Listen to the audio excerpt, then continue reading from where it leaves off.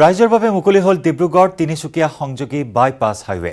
বুধবাৰে এই অভিলাষী প্ৰকল্পটোৰ শুভ উদ্বোধন কৰে মুখ্যমন্ত্ৰী সৰ্বানন্দ সোণোৱাল আৰু গড়কাপ্তানী মন্ত্ৰী ডক্টৰ হিমন্ত বিশ্ব শৰ্মাই।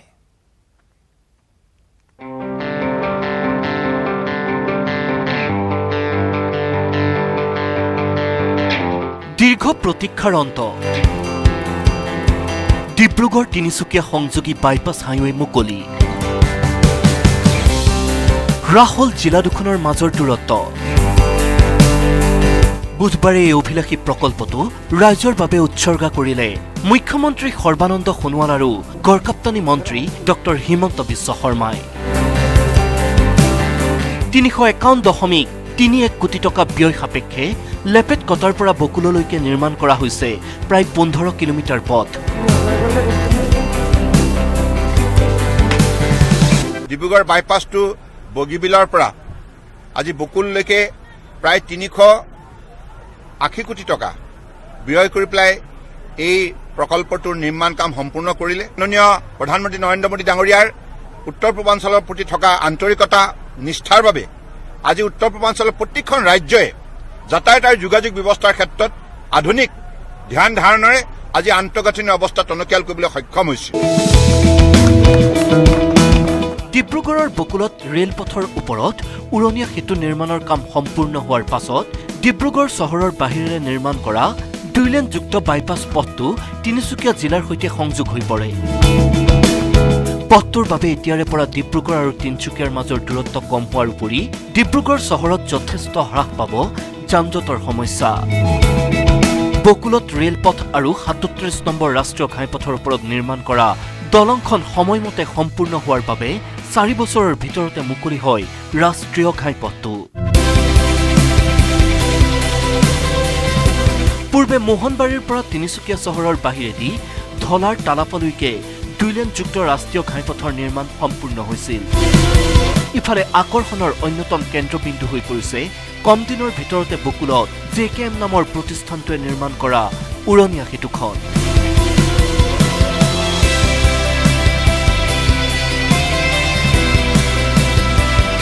ডিব্ৰুগড়ৰ পৰা টমাছ বুঢ়াগোহাঁইৰ report, news 18 Assam north east. ইফালে ধুমুহা বৰষুণৰ বাবে ডিব্ৰুগড়ৰ আকাশ মাৰ্গত প্ৰায় 45 মিনিট সময় ধৰি উৰি আছিল মুখ্যমন্ত্ৰী সৰ্বানন্দ সোণোৱালৰ বিমান। প্ৰতিকূল বতৰৰ বাবে বিমান অৱতৰণত বাধাৰ সৃষ্টি হৈছিল আৰু সেই সময়ত বিমানৰ ভিতৰতে ধ্যানত মগ্ন আছিল মুখ্যমন্ত্ৰী সৰ্বানন্দ সোণোৱাল। এই মন্তব্য বিধায়ক ঋতুপৰ্ণ বৰুৱাৰ।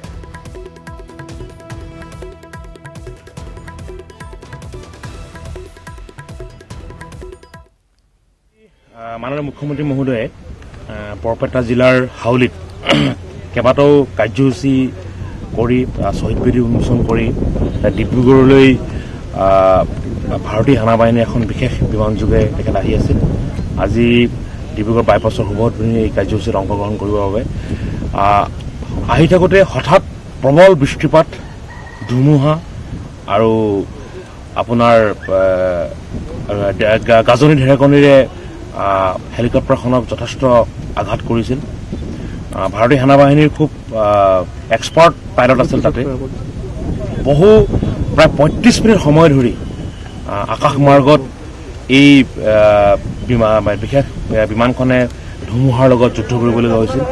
আৰু আমাৰ কৰ্তব্যৰত বিষয়া এগৰাকীয়ে আমাক জনোৱা মতে যে মাননীয় মুখ্যমন্ত্ৰী মহোদয়ে প্ৰায় 35 মিনিট সময় তেখেতে ধ্যান কৰিছিল। সেই সময়ত যেতিয়াই এই হেলিকপ্টাৰখনে বিশেষ দুৰ্যোগৰ সন্মুখীন হৈছিল, তেতিয়াই বিপদৰ আগজননী পাইছিল, তেতিয়া মাননীয় মুখ্যমন্ত্ৰী মহোদয়ে তেতিয়াৰ প্ৰায় 35 মিনিট নমালৈকে প্ৰায় 35 মিনিট তেখেত ধ্যানত বহিছিল। চিটি 18ৰ শেষ অংশলৈ যোৱাৰ পূৰ্বে লৈছো আন এটি বাণিজ্যিক বিৰতি। থানাৰ সন্মুখত উত্তাল প্ৰতিবাদ। মৰিগাঁও নগৰৰ মৎস্য ব্যৱসায়ী মহাদেৱ বিশ্বাসৰ হত্যাকাৰীক উচিত শাস্তি প্ৰদানৰ দাবীত আজি বুধবাৰে মৰিগাঁও সদৰ আৰক্ষী থানাত একাংশ প্ৰতিবাদকাৰীয়ে উত্তাল প্ৰতিবাদ সাব্যস্ত কৰে। 12 নৱেম্বৰৰ নিশা মৰিগাঁও নগৰৰে মৎস্য ব্যৱসায়ী মহাদেৱ বিশ্বাস নামৰ এজন যুৱকক নিশা কোনো অচিনাকি দুৰ্বৃত্তই হত্যা কৰি পথৰ দাঁতিত পেলাই থৈ গৈছিল। হত্যাৰ বলি হোৱা মহাদেৱৰ পৰিয়ালে মৰিগাঁও সদৰ আৰক্ষী থানাত এজাহাৰ দাখিল কৰিছিল যদিও আজিও কোনো দোষী কৰায়ত্ব কৰিবলৈ সক্ষম হোৱা নাই আৰক্ষী। দোষীক চিনাক্ত কৰি উচিত শাস্তি প্ৰদানৰ দাবীত মৰিগাঁৱৰ একাংশ স্থানীয় ৰাইজে মৰিগাঁও সদৰ আৰক্ষী থানাক ঘেৰাও কৰি সাব্যস্ত কৰে উত্তাল প্ৰতিবাদ।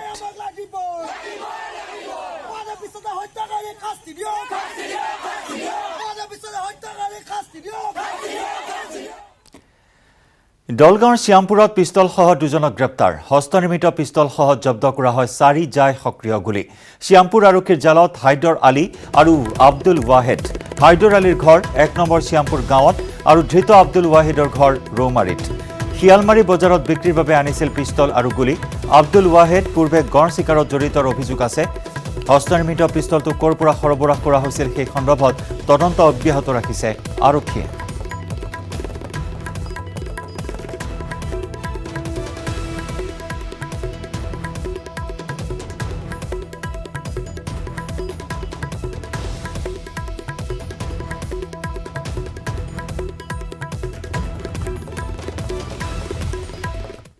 নাকা চেকিং কৰি মানে আমি তাতে পোৱা গৈছিলে 2-3জন ব্যক্তি পোৱা গৈছিলে।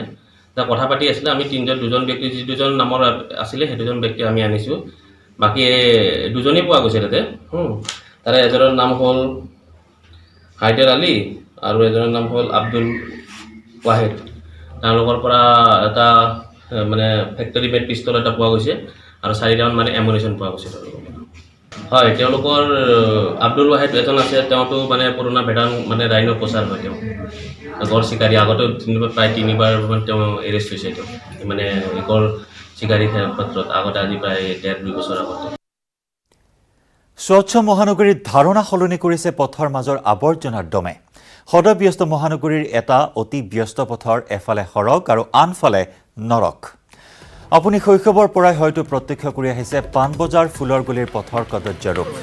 মহানগৰ উন্নয়ন প্ৰাধিকৰণে বছৰ ধৰি পথকে ডাম্পিং গ্ৰাউণ্ডলৈ পৰ্যবেক্ষিত কৰি আহিছে। পথৰ মাজত দমাই ৰখা পেলনীয়া সামগ্ৰীৰ দুৰ্গন্ধত মুখে নাকে ৰুমাল গুজি পাৰাপাৰ হ'বলগীয়া হয় পথচাৰী। কেৱল পাণবজাৰৰ আৱাসীয়ে নহয়, দূৰৰ পৰাও হেনো গাড়ীৰে অনা জাবৰ তথা দুৰ্গন্ধময় পেলনীয়া সামগ্ৰী তাত পেলোৱা হয়। কেতিয়াবা দুদিনৰ মূৰতহে GMC কৰ্মীৰ জাবৰ চাফৰ বাবে গা লৰে। দুৰ্গন্ধময় জাবৰৰ বাবে এতিয়া অতিষ্ঠ হৈ পৰিছে অঞ্চলবাসী।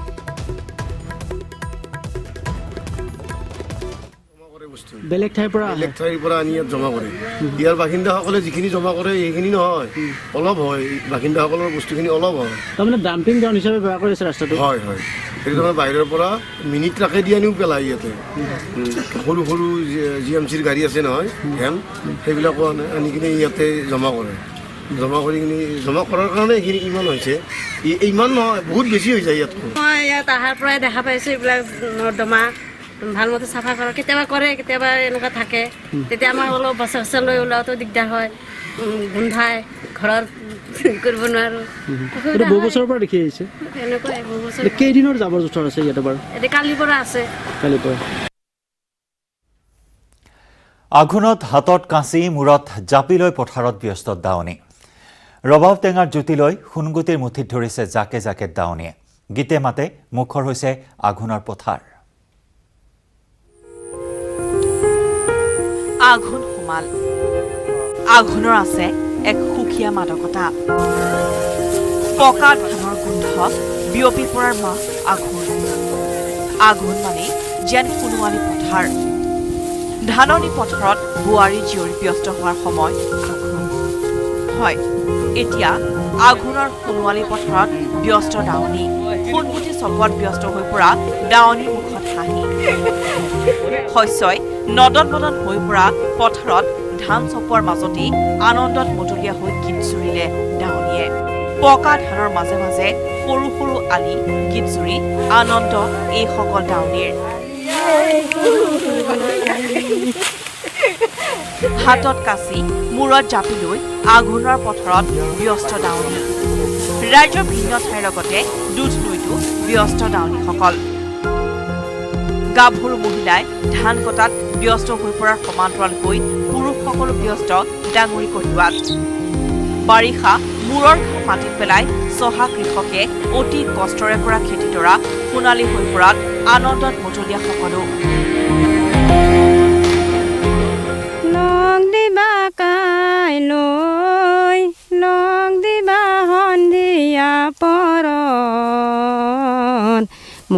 কোৱা কথা ৰাখিবা মনত।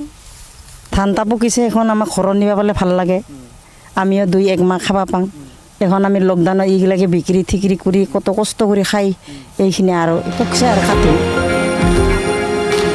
এয়াই আঘোণ, সোণগুটি চপোৱাৰ সময় এতিয়া। নিয়ৰ শীত গাঁৱত এতিয়া আঘোণৰ অনন্য পৰিৱেশ। দুধনৈৰ পৰা অৰূপ নাথৰ ৰিপৰ্ট, নিউজ 18 অসম নৰ্থ-ইষ্ট। এতিয়াও ভেদ হোৱা নাই সাংবাদিক পৰাগ ভূঞাৰ মৃত্যুৰ ৰহস্য। সাংবাদিকগৰাকীৰ কাকপথাৰৰ বাসগৃহত কল্পনা পাটোৱাৰী, মন্ত্ৰী কেশৱ মহন্তৰ সৈতে উপস্থিত হোৱা মন্ত্ৰী অতুল বৰাই প্ৰকাশ কৰিলে যে অতি শীঘ্ৰে দোষী কৰায়ত্ব কৰি বিহা হ'ব উচিত শাস্তি। এই ৰিপৰ্ট আগবঢ়াই CT18ৰ পৰা বিদায় লৈছোঁ। নমস্কাৰ। প্ৰতিকূল বতৰৰ মাজতো প্ৰয়াত সাংবাদিক পৰাগ ভূঞাৰ কাকপথাৰৰ বাসগৃহত নিশা উপস্থিত হ'ল অগপৰ সভাপতি তথা অসম চৰকাৰৰ মন্ত্ৰী অতুল বৰা, মন্ত্ৰী কেশৱ মহন্তৰ লগতে অগপ দলত নতুনকৈ যোগদান কৰা কল্পনা পাটোৱাৰী। মন্ত্ৰী অতুল বৰাই পৰাগ ভূঞাৰ মৃত্যুৰ তদন্তৰ দায়িত্বত থকা CIDয়ে ক্ষিপ্ৰগতিৰ তদন্তৰ অন্তত শীঘ্ৰেই সাংবাদিকগৰাকীৰ মৃত্যুৰ ৰহস্য ফাদিল কৰিব বুলি জানিবলৈ দিয়ে। আনহাতে থানাৰ ভিতৰত দায়িত্বত থকা আৰক্ষী বিষয়াক প্ৰহাৰ কৰা বিজেপি নেত্ৰী দীপাঞ্জলি কাকতিৰ ওপৰত চৰকাৰ তথা প্ৰশাসনে বিহিত ব্যৱস্থা গ্ৰহণ কৰাৰ বিষয়ে জানিবলৈ দিয়ে। এই মৃত্যুত আমিও অতি মৰ্মাহত হৈছোঁ। আমি আশা কৰিছোঁ যে প্ৰকৃত সত্য পোহৰলৈ আহিব। আমাৰ বিশ্বাস যে নিশ্চয় যোৱা দিনবিলাকত যিবিলাক পৰিঘটনা সংঘটিত হৈছে ভৱিষ্যতৰ দিনত নিশ্চয় নহ'ব। গতিকে আইনে নিজৰ মূৰ ল'ব। এই কথাত চৰকাৰে কেতিয়াও কোনো দোষীক ৰক্ষণাবেক্ষণ দিবৰ কাৰণে আমাৰ ব্যৱস্থা কেতিয়াও নকৰে। সাংবাদিক পৰাগ ভূঞাৰ হত্যাকাৰীয়ে উচিত শাস্তি লাভ কৰিব বুলিও আশ্বাস প্ৰদান কৰে মন্ত্ৰী অতুল বৰাই। ডিগবৈৰ পৰা Rina Kakati Gogoi report, news 18 Assam North-East.